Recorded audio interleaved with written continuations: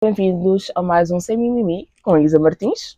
Antes de mais, não se esqueçam de subscrever ao canal do YouTube, seguir o Instagram e o TikTok. Não custa nada, um like e subscrição. E hoje nós vamos ter uma convidada muito especial para mim, que vai partilhar aqui um pouco da sua experiência de vida. Espero que gostem. Por isso, seja bem-vinda. Obrigada. Jennifer da Silva. Muito obrigada por estares aqui. Obrigada eu. Espero que sintas confortável para partilhar um pouco da tua experiência de vida connosco. Veremos.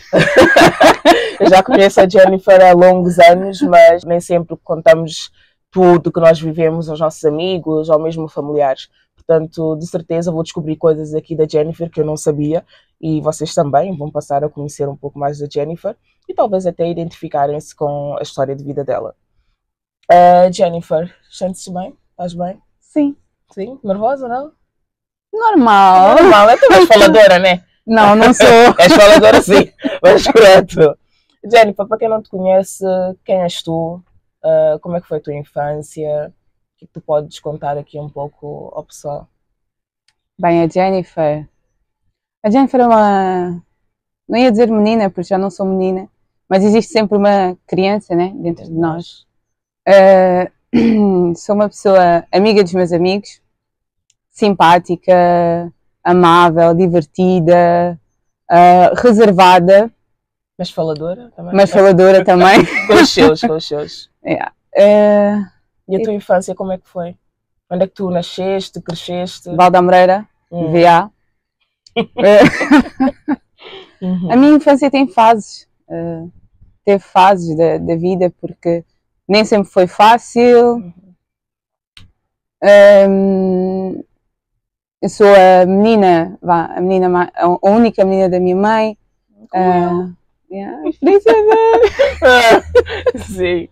Então a minha infância também foi rodeada de rapazes, porque eu só tinha irmãos, e principalmente os mais novos, né? Foi uma infância divertida, mas também desafiadora. Nasceste em Portugal? Não, em Angola, querida. Nasceste em Angola. Então, e lembras-te de alguma coisa? Quantos anos foste para Portugal, no caso? Eu fui para Portugal com 4 anos. Lembro-me do meu quintal. Lembras-te do quintal? E dos meus amigos. Parece que não, mas ainda tenho meus amigos. Sério? Mas tens contato com eles? Não. Eu fico com pena quando penso nos amiguinhos que eu tive quando era pequena e hoje em dia não sei nada deles e fico a pensar, será que estão vivos?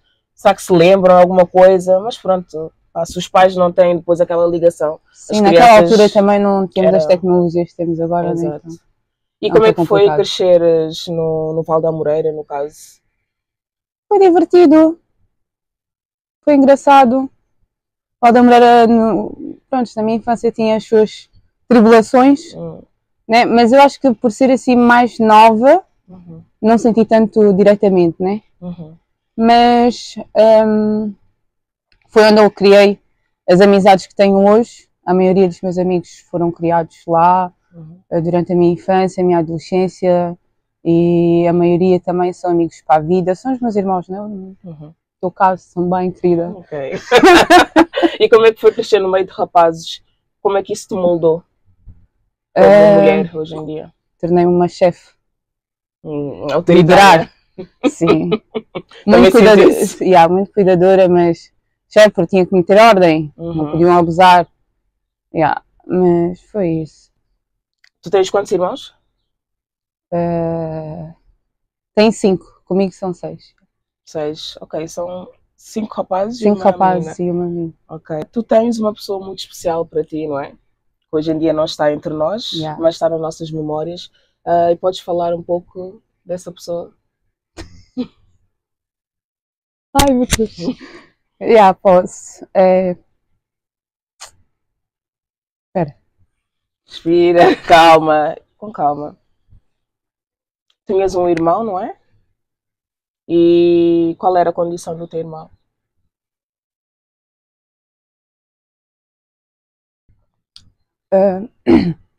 Foi o irmão. Ai. Não me faças chorar, por favor. É o meu ponto fraco. Ai.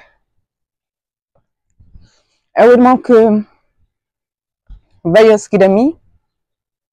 Nasceu em Angola. E a minha mãe, ela é engenheira, e era engenheira nas minas. E houve uma altura já no final da gravidez, no final, salvo seja, aos 7 meses, ok, ela sentiu-se mal. E os médicos lá das minas medicaram-no. Com medicamento não era para ser medicado uma vez que ela estava grávida. E isso depois teve complicações no parto, tanto é que o meu irmão nasceu com paralisia cerebral. Mas isso só foi detectado em Portugal, quando nós fomos de férias para Portugal, eu, a minha mãe e o meu pai, fomos de férias para Portugal, e numa das consultas de rotina, ele tinha meses, numa das consultas de rotina em Portugal detectaram que ele tinha paralisia cerebral, disseram que ele não ia andar, que ele não ia falar, que ele não ia reconhecer as pessoas, ou seja, ia se tornar uma pessoa vegetal, praticamente, né? E então, depois foi aí que nós acabamos por ficar em Portugal, porque nós tínhamos ido só de férias, mas acabamos por ficar em Portugal por causa dessa condição dele, né? Uma vez que Portugal tinha tecnologia mais avançada, os médicos eram mais informados nesse caso, e o acompanhamento seria melhor. Então, decidimos então ficar em Portugal, viver em Portugal por causa dessa situação. À medida que os anos foram passando, a única condição, aquilo que lhe limitava era o andar e a movimentação, né? A mobilidade que ele não tinha. Mas em termos de reconhecer as pessoas, de falar, não falava de forma clara, né? Mas o que ele falava nós também entendíamos e as pessoas também que conviviam também entendiam. Era tipo... Então ele sabia que eram vocês... Perfeitamente, tudo. Era um gozão, tipo... E como é que foi para vocês lidarem com a situação do vosso irmão? Como é que foi para integrá-lo na sociedade? Havia muito preconceito, porque qualquer sítio que a gente ia, havia sempre olhares, né? Aqueles olhares menosprezados, que olhavam sem valor, né? Sim. Isso às vezes chateava-nos muito, né?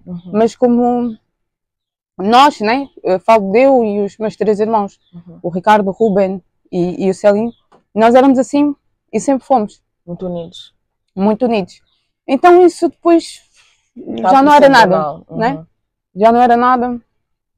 Também não fazíamos com que ele entendesse isso, né? De certa forma, protegíamos ele nesse sentido. Então ele foi uma criança feliz? Foi. Muito feliz. O que ele gostava? O que vocês viam nele? Que se ele, tivesse as condições... Ele adorava futebol. Fanático de Benfica. Infelizmente, né? Podia ser de Sporting. Porto. Mas pronto. Ele adorava futebol. Tipo, era o meu melhor amigo. Conversavas com ele sobre tudo? E ele, como é que ele te apoiava? Como é que sentias que ele te ouvia quando tu partilhavas com ele as coisas? Às vezes quando estava triste eu sempre fui assim. Eu estou triste, eu não falo diretamente com as pessoas, ó. Eu não sou aquele tipo, ó. Ai, estou triste e vou ligar agora para a minha amiga, olha, estou triste, passou-se isso e não sei o quê. Se bem que eu tenho bons amigos, tenho muito bons amigos, aqueles que eu considero amigos, irmãos, não tenho razão de queixa, sei que eu posso ligar e falar.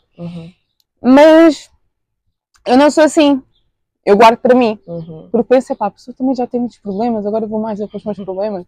Então falava muito com ele, eu dizia, olha, aconteceu isso, passou-se isto e isto. E a gente conversava e eu dizia o que é que eu posso fazer. Ai, sério, muitas saudades, né? Ele levou seu anjinho, né? E como é que foi a passagem dele? Olha, a passagem dele, eu sou cristã, né? Eu sou cristã e isso influenciou muito quando ele partiu, porque houve coisas que eu percebi. Nada é por acaso. Eu acredito que nada é por acaso e tudo tem um... Ai, cara, estou a chorar muito. Propósito. E tudo tem um propósito. E uma semana né, uma semana antes dele falecer, Deus avisou-me. Como? Deus avisou-me. Tipo, nem todas as pessoas vão entender, não é? Uhum. Mas é como se eu tivesse tido uma visão em que Deus mostrou-me exatamente o que nós íamos viver passado uma semana. Ou seja, Ele mostrou-me o caixão onde ele estava e nós à volta, a família, os amigos à volta, exatamente da mesma forma como aconteceu uma semana depois. E Deus deu-me essa imagem e disse: eu vou levá-lo.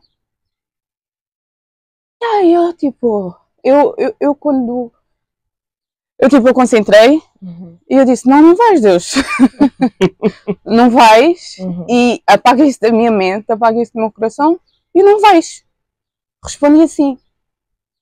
E no dia em que ele faleceu, ele não estava doente. Ele estava bem. Foi numa tarde de verão, estávamos todos em casa. Tínhamos acabado de almoçar. Ele estava a dormir no colo da minha mãe. Eu estava no quarto com a Iris, a minha filha, e estávamos assim espalhados pela casa, né? Mas estávamos todos em casa. E de repente ele acorda, mas acorda tipo a convulsionar, coisa que ele nunca fez antes, nunca aconteceu. E ele estava a tremer, mas ainda a dormir. E a minha mãe, tipo, ele estava assim deitado com os pés, a cabeça no colo da minha mãe, e a minha mãe tipo agarrou com força porque podia estar a tremer do sono. E ela viu que aquilo não estava a passar. E começa a entrar em pânico. Passa assim, estava a pedir ajuda ao meu pai que estava ao lado. Ajuda, passa-se alguma coisa com o Celinho, não sei o que é que se passa. E aí o meu pai naquilo pega-lhe, vê e ele começa a convulsionar. Então, com os gritos da minha mãe, nós também começamos já a entrar em pânico, começamos já a ver o que é que se passa, Eu fui já para a cozinha para pegar um copo de água. No entanto, nisso de eu ir à cozinha pegar um copo de água, ele perde os sentidos. Ou seja, fico como se tivesse ficado ali. O meu pai tenta-lhe reanimar, conseguiu, ele voltou, bebeu água, nós chamamos a ambulância, liguei 3 vezes, 4 vezes para a ambulância, e aqui eles estavam com histórias, não estamos a perceber, o que é que se passa, é onde? Vamos ver então se conseguimos enviar uma ambulância, não sei o quê. Essas tretas, que agora, infelizmente, é normal. No entanto, ele depois já estava estabilizado, já estava normal, e a ambulância quando chegou já tinha passado algum tempo, ele já estava bem.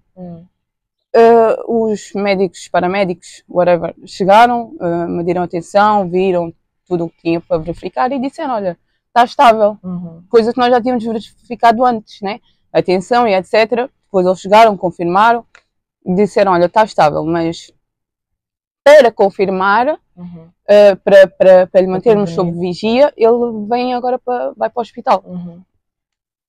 Então ele foi para o hospital e eles disseram que ele ia passar lá à noite. O meu pai acompanhou com o meu irmão e nós ficamos em casa. E depois o meu pai volta para casa porque disseram que não podiam passar a noite com ele porque ele já era maior de idade. Então, que não podiam passar a noite com ele. Mesmo ele tendo as limitações que tinha médicos e etc. E que ninguém podia ficar com ele. Mas isso não isso frustrou-nos, deixou-nos mesmo tipo, bem frustrados. E ele passou lá à noite. E foi uma noite, tipo, foi a pior noite. Porque ninguém dormiu. Estavam todos nos seus quartos, mas estávamos todos acordados. Eu depois ia trabalhar, mas eu estava na casa de banho a dizer: vou trabalhar, não vou trabalhar, não vou trabalhar, epá, acho que não vou trabalhar. Mas como é que eu vou justificar? Depois a minha mãe ouviu o telefone a tocar. Deviam ser 7 da manhã, peraí. A minha mãe ouviu o telefone a tocar e ela começa a gritar: estão a ligar, é do hospital. Eles quando ligam de manhã, não sei o quê. E eu fui lá para pegar o telefone, mas eu também não tive coragem de atender. Eu disse assim: não, também não vou atender. E eu passei ao meu pai. Só quando o meu pai foi para atender, eles já tinham desligado. Então, naquela de ligarmos de volta, eles depois já não estavam a atender e depois disseram: olha, tem que vir aqui alguém, porque nós não conseguimos identificar quem é que ligou, etc, etc. É melhor virem aqui. Então o meu pai foi lá. E nós ficamos em casa todos. Estava a demorar uma eternidade. Ele não estava a chegar. E nós, o pai não está a chegar, não está a dizer nada. O que é que se passa? O que é que se passa? Mas também, nós também não vamos ligar. Vamos esperar. E depois passado assim tipo 1 hora e tal. Nós ligamos. O meu pai depois atendeu, estava a chegar em casa, mas ele não falou nada. Depois ele, quando chegou, ele lançou a bomba e foi aí que nós percebemos que ele tinha partido. E como é que foi gerir o luto? Até hoje sentem? eu acho que o luto é para toda a vida.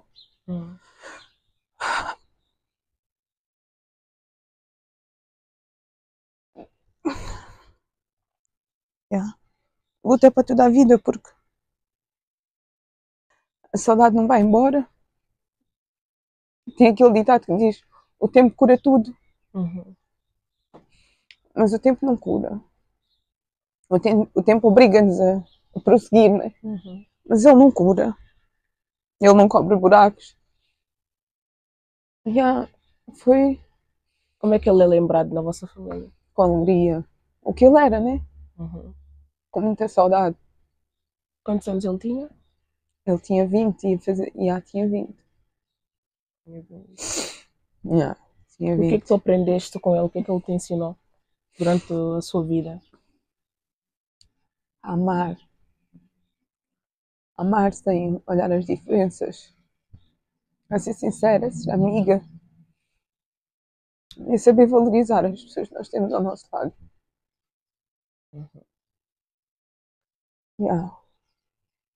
Eu acho que ele está a ser honrado, porque eu vejo a tua união com os teus irmãos, vejo o amor que vocês tinham por ele e têm, mesmo a tua filha, tenho a certeza que terá sempre uma grande memória do tio. Portanto, ele está a olhar para vocês com certeza, está a abençoar-vos e ele de certeza está a descansar num lugar de paz com Deus, como tu que és crente e eu também, acreditamos que sim.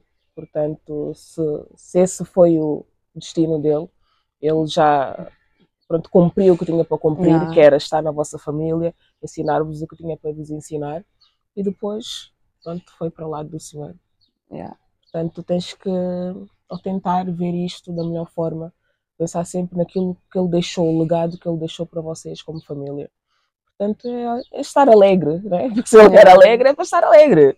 Não penses dessa forma. Saudade, sim, eu acredito que para quem perde alguém muito próximo, nunca vai esquecer essa pessoa e vai haver momentos que vai ser muito mais forte lembrar da pessoa, mas temos que tentar sempre ver as coisas boas, não é? As boas memórias, porque esta vida nós não sabemos o dia da manhã, não sabemos quando é o nosso dia, então há que vivê-la da melhor forma possível, não é?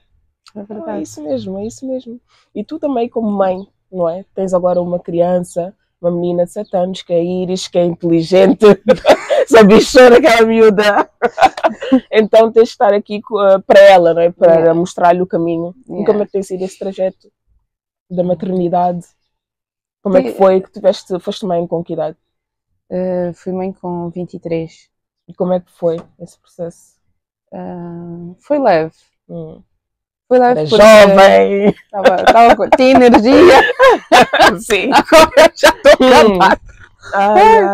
Tinha muita energia. Mas a maternidade para mim, né, tem sido boa, tem sido leve, porque é como eu digo, eu também tenho uma filha que ajuda nesse sentido, sempre ajudou a Iris, sempre foi uma bebé calma, tranquila, dormir as noites, não chorava à toa, agora às vezes lembra-se, chora à toa. São fases, né? São fases, mas ela é uma criança espetacular, nunca me deu trabalho nesse sentido. Inteligente. É tranquila, é uma best friend. O que é que ela tem te ensinado? Muita coisa, a Iris ensina muita coisa todos os dias. Às vezes eu olho para ela e penso, você não sou merecedora de tanto. É verdade. É a minha filha, babada. É verdade. Porque ela é mesmo uma criança espetacular. Mesmo com a idade que tem, é muito madura. Às vezes faz-me lembrar eu, né? Mas eu também porque fui obrigada. Sim, a crescer, né? A crescer assim. E o que é que tu tentas dar-lhe que não tiveste na tua infância? Mais atenção, mais compreensão. Não que eu não tivesse tido, eu tive. Mas acho que mesmo assim faltou-me um pouco, né? Porque a minha mãe teve um problema de saúde também, teve um AVC, que deixou de ser mobilidade. Eu tinha 11 anos e a partir dos 11 anos eu amadureci muito. Porque eu tinha que cuidar da casa, eu tinha que cozinhar, eu tinha que cuidar dos meus 3 irmãos, preparar as coisas para ir para a escola, levar para a escola e eu também tratar de mim, né? E tratar da minha mãe, dar de comer, porque ela ficou mesmo ficou acamada. Então, desde aí, amadureci muito, né? E automaticamente, e sem querer também, eu acho que a minha mãe também deixou de me ver assim tanto como uma criança. Começou-me a ver como o seu braço direito, e é o que eu era, né? Como uma criança mais crescida. Então, aqueles caprichos, aquela atenção que às vezes uma menina precisa, né? Estando no meio dos rapazes, eu acabei depois por não ter tanto. Eu identifico-me bastante contigo nisso, que a minha mãe também teve um início de trombose e também teve acamada e eu na altura estava a estudar, estava na Augusto Cabrita, já era um bocadinho mais velha que tu, mas também tive que assumir esse papel como sendo a única menina, como sempre. E lembro-me da minha mãe estar acamada e eu tenho que ajudá-la a fazer as necessidades, limpá-la. E lembro-me também de sentir uma revolta do tipo, porquê que eu tenho que estar a passar por isto? Porquê que eu tenho que assumir essa responsabilidade de alguém que devia ser uma pessoa mais velha, não é? Ter que cozinhar, limpar, cuidar da minha mãe, ainda ter que estudar e tenho que ser boa aluna. Era muita pressão e eu lembro-me também de estar na escola, às vezes a colegas minhas perguntarem mas porquê que tens que fazer isso? E não sei o que, eu do tipo, a nossa realidade é diferente. Eu vou deixar a minha mãe então, não vou fazer as coisas em casa? Quem é que vai fazer? Estás a entender? E depois é que tu vês que realmente existem diferenças na vida. Não é todas as crianças com a mesma idade que vivem o mesmo. Entendes? Umas têm que crescer mais rápido que outras. Eu lembro também de, às vezes, abafar com a minha professora de filosofia, que era a nossa DT, que nós temos DT, é diretora, né? De turma. É a nossa DT. E ela dizia, mas não te sintas assim, depois ela dizia, você, né? Ela dizia, você não tem que se sentir assim, até porque você está a ter uma responsabilidade que não devia ser atribuída a você, porque você é uma adolescente e tudo mais. E eu dizia assim, pois, mas o que é que eu posso fazer, né? Eu saía da escola, minha mãe ainda estava no hospital na altura, eu saía da escola, tinha que ir para o Hospital do Barreiro, para ir fazer as visitas, ajudar a minha mãe, vê-la e tudo mais. Depois saí de lá, ia a pé do Hospital do Barreiro para o Val da Moreira, passava pela ponte, fazia aquele caminho todo, para ir para casa, para depois cozinhar, fazer o que tinha para fazer. Foi complicado na altura também. O meu padrasto e a minha mãe também não estavam assim muito bem, estavam num processo de separação, então ele também não estava assim muito presente. E eu ainda lembro-me de ter que acordar para fazer a marmita dele do trabalho, ou seja, eu senti que estava a assumir ali o papel da mulher de casa. Então toda a minha vida também foi assim, de assumir papéis que não me competiam. Tive que crescer e depois há pessoas que não me percebem quando tens essa personalidade de ser muito mais autoritária ou querer as coisas todas certinhas, depois dizem que tens energia masculina. Não é porque nós queremos, entendes? Mas fomos obrigadas a viver nessa energia, porque se não for isso, quem é que vai cuidar de nós? E depois só tens rapazes, mesmo que seja mais nova, sendo mulher, pelo menos para os africanos, tu tens que fazer. Então, se eu cresci com rapazes e depois tive essas responsabilidades ao longo da vida, é normal que as minhas coisas têm que ser organizadas. Eu tenho que fazer, porque se não o fizer, ninguém vai fazer por mim. Então, são essas coisas que nos moldam. Não é que tu não queiras também... Quem que não quer? Eu também quero ser cuidada. Quero poder relaxar, não tenho que preocupar com o que é que eu tenho que fazer, o que é que eu tenho que deixar de fazer. Quero ser cuidada. Mas a vida não me colocou nesse papel de menina frágil, que o príncipe vai ajudar e tudo. Não, meus amores, infelizmente não é assim. Mas pronto, estamos a caminhar, não é? Sim, estamos a caminhar. Por acaso, nessa altura, o meu pai estava em Angola a trabalhar e quem nos ajudava muito, tanto na situação de higiene, etc., da minha mãe, era também a minha tia, a minha tia Susana. Olha, minhas tias também estavam presentes quando podiam, por acaso, as irmãs dela. Ela foi espetacular. E neste caso, a Iris, tu tens o teu parceiro, que é o pai dela. O pai dela é português. E tu és angolana, aliás, és angolana. Como é que é ter uma filha interracial? E como é que é a tua relação estando com um homem português caucasiano? Como é que foi todo esse processo? O que é que tu ensinas à tua filha? Como é que ela se vê? E como é que ela gera as duas culturas? Ela tem noção das coisas? Não tem? Como é que é isso? Sim, a Iris já também 7 anos já começa a ter uma noção, né? Não tão clara, específica, mas já tem noção. A minha relação sempre foi boa nesse sentido, né? Eu sempre fui bem recebida no meio dele, né? Família, amigos, etc. Eu nunca senti essa diferença, esse preconceito. Mas tu achas que não sentiste porque tu tens uma pele mais clara? Achas que se fosse uma pessoa com a minha tonalidade... Não, porque lá no norte eles olham mesmo e dizem... És preta. És preta. Não interessa se é mais clara. Não interessa se tens a tonalidade mais clara ou não. Porque ele é do norte. Ele é do norte. Sim, ele é do norte. Mas a Iris, né? A cultura, não deixa a minha cultura angolana morrer, né? Às vezes batemos aqui um fungo, o Maia bate fungos também. Então é unida, né? Nós nunca sentimos essa discriminação, essa diferença. Mesmo e na rua? As pessoas não olham assim para vocês? Não, só o único episódio assim que eu me lembro foi quando me confundiram como ama da Iris. Eu pensava que isso só acontecia nas novelas. Como é que foi isso? Podes partilhar aqui? Eu acho que foi assim um episódio assim da nossa vida assim que eu senti que pronto. Há diferenças. Afinal. Isto não é assim tudo bonito, não é? Foi uma vez, a Iris devia ter 2 anos, nós estávamos no parque, estava a brincar, levei-lhe a brincar, né? E estava eu, ela e os meus sobrinhos e uma senhora portuguesa, né? Era depois dos 60 anos, ela olha para a Iris e disse: tu és tão bonita, tão querida, ai que menina tão bonita. A tua mamãe está onde? Eu estava com a Iris, ela viu que eu estava com a Iris. A tua mamãe está onde? Depois ela olha para mim, ela disse: ela é tão gira, a mamãe dela. Eu disse assim: eu sou mãe. E ela ficou: ai mãe, eu pensei que fosse a ama. Oh my God. O que tu sentiste? Eu fiquei tipo, disse: isto está a acontecer? Minha filha, estou-me a confundir com a ama.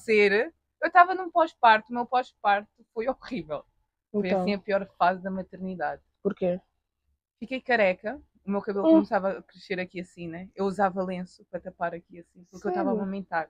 Então dizem que quando estás a amamentar, acho que não acontece com todas, né? Cada uma tem o seu pós-parto. Mas comigo, como eu estava a amamentar, fiquei careca.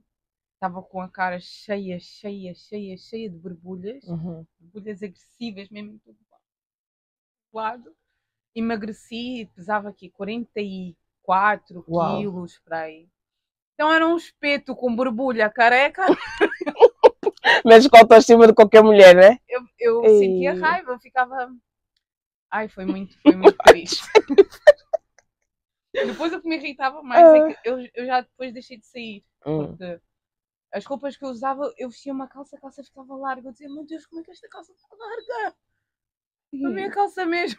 Epá, depois eu preparava-me para ir às consultas com ela. Demorava uma eternidade porque olhava no espelho. A roupa está bem, não. Se calhar vou mudar, vou meter outra. Depois quando eu encontrava mais ou menos aquela que encaixava, eu perguntava assim ao meu parceiro: estou bonita? E ele dizia: sim, estás linda, tu és linda, estás bonita. Eu ficava com raiva porque tu não estás a sentir bonita, estás a ver as coisas. Quer dizer, eu estou horrível, eu estou feia, eu estou a parecer um monstro. E ele ainda está-me a dizer: porque tu és linda, tu és linda. Pelo menos ele gostava de ti. Não, mas assim. isso, depois ele também foi Foi uma fase também muito difícil, Oh, porque eu estava um caco. E depois eu descontava isso nele. nele. Então E ele foi corajoso, foi um guerreiro persistente. qual é o conselho que darias para uma nova mamã, nesse sentido, se estiver a passar por uma fase parecida à tua, em relação ao parceiro, como gerir com o parceiro? Tenham paciência. Tenham paciência, sejam comunicadoras. Às vezes nós não gostamos de pensar, Uhum. só gostamos de agir e achar que temos sempre razão. Já é uma fase difícil, Uhum. né? Mas é importante também que os parceiros também entendam que nós estamos numa fase difícil, né? Uhum. E saber também dar aquele espaço. E serem resilientes, né? Estarem ali mesmo, porque há uns que, pronto, deu boom, está nervosa, eu também vou Uhum. dar o meu show. Ou vou sair de casa, Também fica aí. Não, não façam isso, porque o que Uhum. nós queremos mais, embora não pareça, é Uhum. conforto. Uhum. É nos sentirmos amadas, mesmo independente da nossa situação. Uhum. Mas é importante termos os parceiros certos também ao nosso lado. Uhum. O nosso parceiro, na verdade, ser o nosso amigo, né? O que é que Temos um faz do teu amigo. parceiro um bom pai? Ele é espetacular como pai, por acaso. Admiro muito a relação dele e às vezes. Tens ciúmes? Às vezes assim é um pouco. Hum. Porque eles são iguais. As personalidades são iguais. Eles são muito iguais, o feitio. Então, ora dão-se bem, ora às vezes chocam, mas é um chocar assim saudável, que eles já se entendem, já se Uhum. resolvem. Mas são muito amigos também. Eles são muito amigos mesmo. Qual é a importância da figura paterna? É muito. É muito. Eu acho que. Tem uma autora que diz que o único lugar no mundo em que nós não somos substituíveis, né? Uhum. É a maternidade. É um lugar que ninguém te pode substituir, Uhum. por mais que tente, etc. E eu acho que para a paternidade é exatamente a mesma coisa. Uhum. A presença de um pai é bastante importante, principalmente na vida de uma menina, Uhum. né? Porque é o nosso primeiro exemplo de homem. Uhum. Tu achas que se ela não tiver, ou qualquer menina que não tenha tido um pai presente, depois não vai saber escolher um Eu parceiro? acho que sim, porque isso depois, parecendo que não, causa-nos carências, né?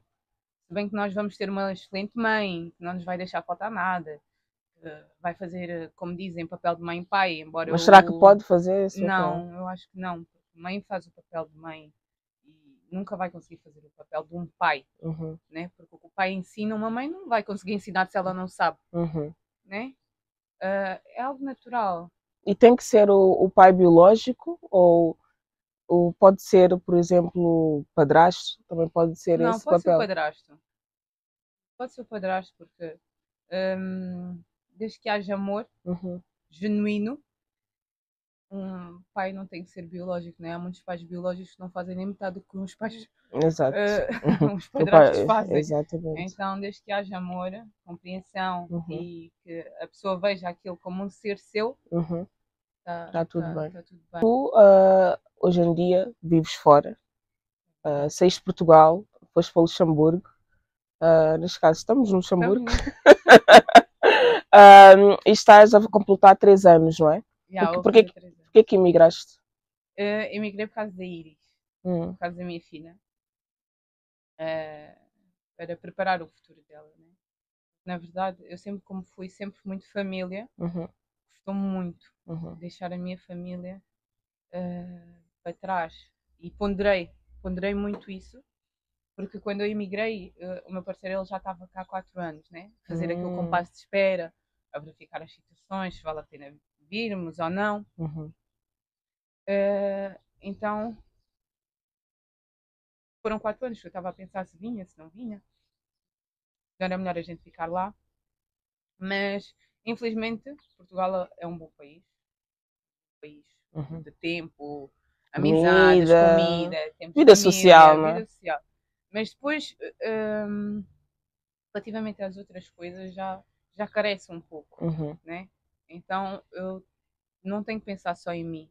Né? Eu tenho uma família, sim. Quer dizer, eu tenho familiares, mas a minha família é ele e a Iris. E eu tenho Yeah. que pensar também nesse sentido, né? Neles, o que é melhor também para nós. Uhum. Minha mãe já nos criou, já nos educou, agora temos que Tem decidir que o voar e tem que fazer o temos que decidir o que é vosso. que nós queremos. Exato. Então emigrei mais por causa da minha filha, para garantir bem o futuro dela, para ela estar bem formada e a ter as ferramentas certas e num país que lhe dá essas oportunidades, né? O Não que lhe limita. e o que é que a imigração te ensinou?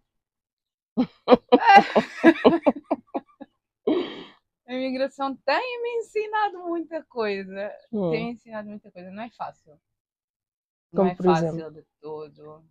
No início, agora é tranquilo, né? Já estou habituada, já amadureci nesse sentido.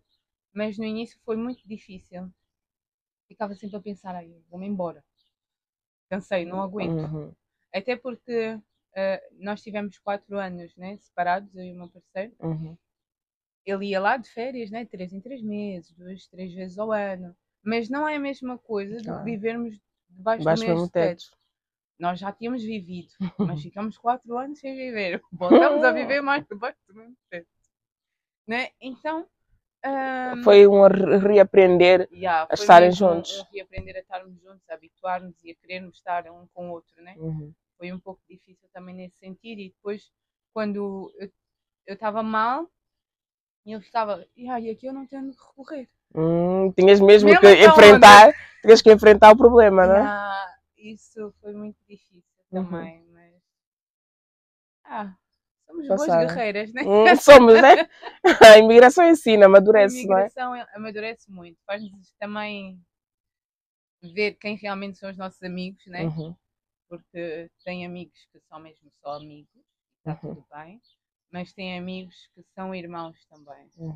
E esses amigos e irmãos, estando por perto, ajuda a que o processo seja assim menos doloroso. Exato. Mesmo estando, às vezes as pessoas dizem assim, mas estamos distantes. Mas a distância, quando nós queremos, não significa nada, né? Porque eu acho que quando as pessoas querem, elas fazem acontecer e fazem-se presentes. Não estou a dizer que vai ser sempre fácil estar em todos os momentos do teu amigo ou da tua amiga, mas às vezes é aquela palavra amiga, às vezes é aquele estou aqui, ou sei lá, mandar-te umas flores quando sabes que o teu amigo ou a tua amiga está mal. Aquele gesto, estás a entender? Mostrar que estás lá presente faz toda a diferença. Ouvires aquela pessoa, porque às vezes uma palavra pode evitar uma tragédia na vida do outro, porque tu não sabes que o outro está a viver.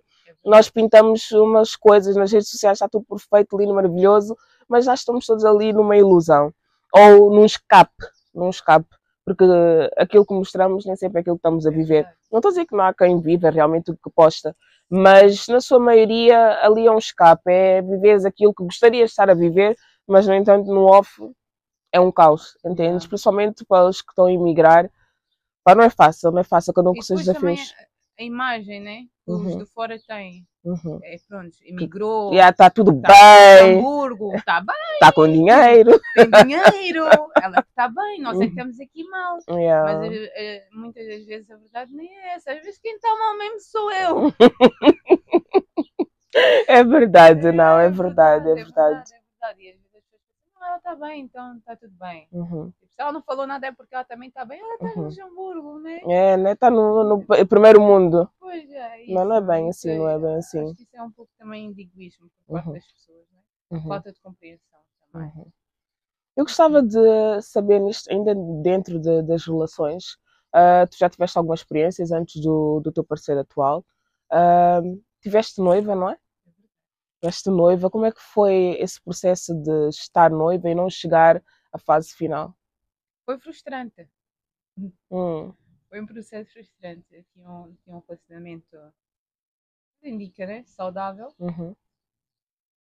Namoramos durante 5 anos, noivamos e estávamos a preparar as coisas para casar.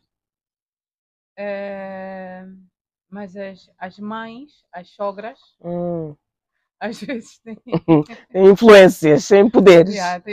E nesse caso a mãe dele na altura tinha uma grande influência sobre a vida dele, sobre a decisão dele.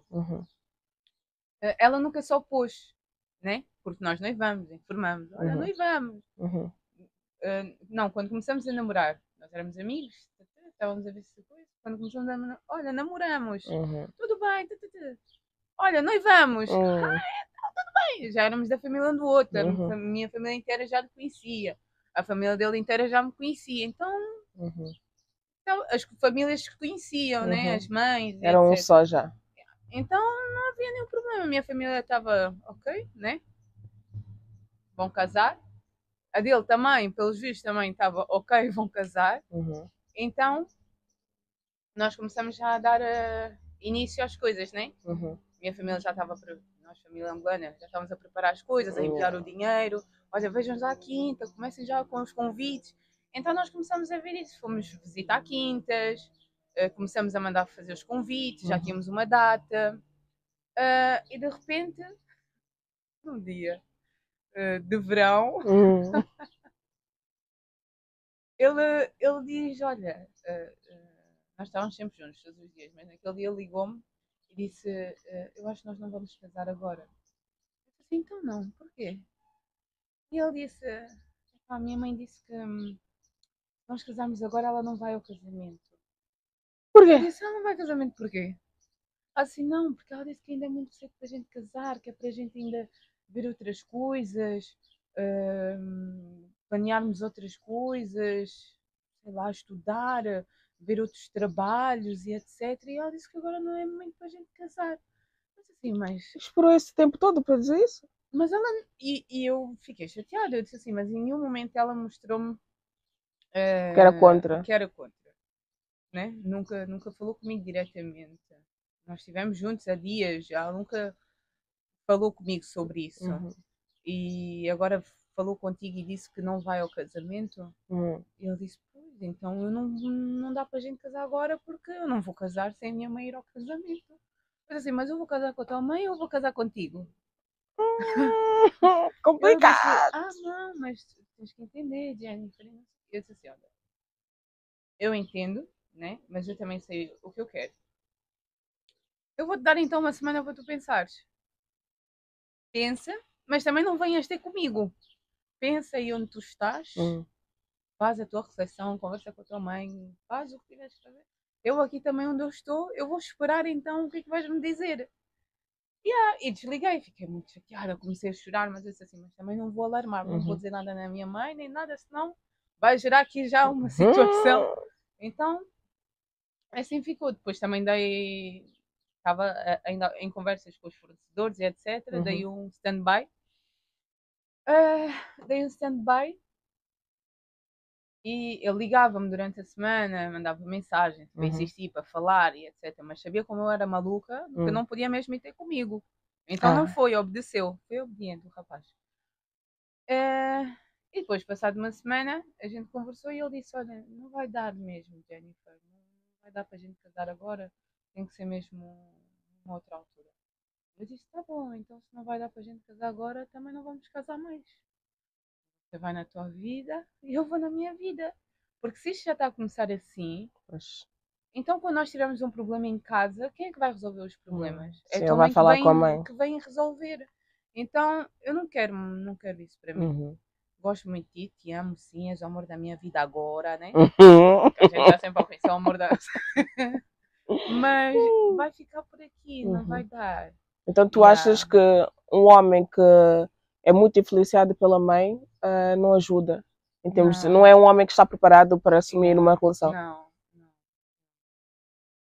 forma nenhuma. Não vais ser o alfa da casa. Por qualquer coisa. Mãe. A tua mãe que vai decidir o que vai acontecer na tua casa. A mãe dele vai dizer: tua mulher não fez bem esse chá. A minha mãe disse: não fizeste bem o chá. É melhor fazeres bem da. Não posso casar com um homem assim. Com certeza. Mãe, não gostaste do chá, mas é o melhor chá que eu já bebi. É o chá da minha mulher. Tem que ser assim. Ok. Posições corretas, né? Sim, tem que ser assim. Porque mãe é mãe, ninguém vai tirar o lugar. A mulher não vem disputar. Sim, essas disputas acho que é insensato das mulheres fazerem. Não, isso não faz sentido, né? É cada uma só se posicionar e se respeitar, né? E o homem também se posicionar. Partilham o mesmo amor, é só se respeitar. O homem, né? Okay. Então foi assim, cada um. Sofri muito na altura, também era nova. Sofri muito, mas já passou, foi uma experiência. E hoje em dia somos amigos. Ah, que somos bom. amigos, cada um tem a sua vida. Uhum. A família dele também. Continuam amigos, tipo, normal, Uhum. acabou, pronto. Mas Não ficou deu, tudo não bem. deu, pronto. Yeah. Yeah. E hoje quem é a Jennifer com todas essas experiências que viveste? Ai, Jennifer. Estás cansado aqui? Oh my God. Ai. Não, eu diria que eu sou uma mulher forte. Uhum. Né? Também tenho que reconhecer isso em mim. Uhum. Claro. Tem que ser eu a reconhecer para os outros também. Uhum. Yeah, sou uma mulher forte, Uhum. sei o que eu quero e sei aquilo que eu não quero também. Uhum. Ultimamente tenho-me tornado cada vez mais seletiva. Uhum. Isso antes assustava, mas agora conforta-me. Uhum. Chega uma altura da nossa vida que nós também temos que ter, filtrar mesmo. Exato. Eu agora sou aquele filtro fino. Epa, será que eu vou ser filtrada? Não está Oh, minha irmã! Oh my Não, God. por acaso não. Tu, por acaso, especialmente não é por estares aqui, mas foste és, né, daquelas pessoas, das minhas amigas que nos momentos difíceis sempre estiveste lá. No, thank you. É verdade. Thank you. Espero poder estar Mesmo em todos os momentos. Pode não ter sido Sim, essencialmente, fisicamente, né? yeah. Mas ao longe sempre mostraste ser presente. Ainda bem que estou a fazer bem o meu papel de amiga, né? Tá, irmã, não falhaste até então. Espero não falhar, né? Estás a passar no filtro. Se falhar, me perdoa. Mas sim, e qual era o conselho que darias a Jennifer de 10 anos atrás?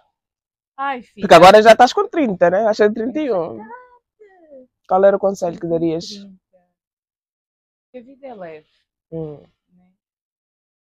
A esperar que a felicidade vem. Né? Uhum. Às vezes fico a pensar, Uhum. penso assim muito na minha infância, na minha adolescência. Eu fui feliz, sim, mas a maioria das vezes eu sentia-me triste. Porquê? Ai, é pá, derivado de muitas situações, né? Eu acho que também foi a situação da minha mãe, aquela pressão, de ter crescido rápido, a situação também do meu irmão. Uhum. Então eu era ali o pilar, sempre fui o pilar, né? Uhum. E isso às vezes acaba por esgotar-te. Esgotar. Né? E eu, olhando para trás, eu fui muito sugada. Uhum. Né? Então, e às vezes quando eu ficava sozinha, ficava assim um pouco triste. Ficavas a refletir. Ficava a refletir, sim. Uhum. Porquê que temos de estar a passar por isso? Etc. Paciência, né? Paciência e ser leve. E ser leve, Uhum. Ok. Olha, Jennifer, gostei muito da conversa. Foi muito enriquecedora. Olha, realmente há muitas coisas que eu não sabia ao pormenor da tua vida e gostei bastante. Tenho a certeza que outras pessoas vão se identificar e ter empatia com a tua história. Ter empatia com as pessoas. E espero que tenham gostado deste episódio com a Jennifer e não percam os próximos episódios. Sem mimimi. Sem mimimi.